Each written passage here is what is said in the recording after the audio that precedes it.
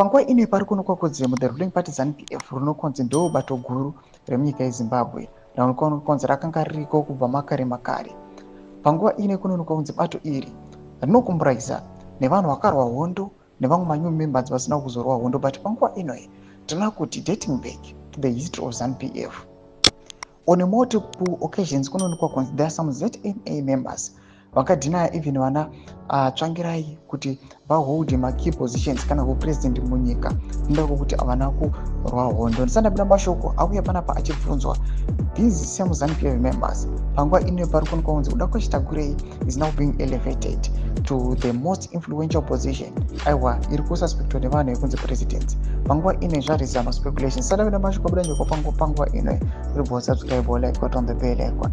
Tipinda panapa mu Zimbabwe Nkosa pana pabudanyira chiti vanoposta Morgan Tsvangirai mukono budanyira chiti the ZNA once prevented Tsvangirai from becoming the president despite his election victory solely because he did not participate in the liberation struggle. Why then is a particular faction within ZANU-PF endorsing Tagurei for the presidency despite his lack of a war background? Ndo zviri kuita another faction irimo with the ruling party ZANU-PF zvongozikanwa nyika yose kuti vana Tsvangirai nana Nelson Chamisa these guys vanozikana kuti at some point vakatomboita ma-election victory vakawina.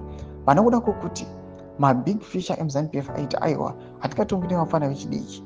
Panguva ino unoonekwa kunzi aiwa nyangwe hondo hatombozivi kuti ichi chaitika, nyangwe gidha havatomborizivi, but panguva ino kuri kuonekwa kunzi there is an individual who is being elevated anonzi kuda kuchitagurei. Haana kana any war time history, haana kana any exposure kana kuziva kuti muhondo maitwe kana any background yehondo, but panguva ino ari kuonekwa kunzi is being elevated aiwa to president. Mashoko ari kubuda achitaurwa panguva ino andati timbokupai kuti mimboanalyze mumboona kuti faction iri kueda kustopa Tagurei ascension panguva ino due to lack of political or liberation struggle background.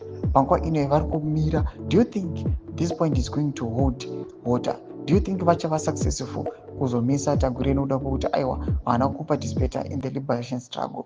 Tudze mafungiro enyu motikudipa pamusoro pechiitiko ichi. Mina comment section medu, subscribe or like, chit on the bell icon.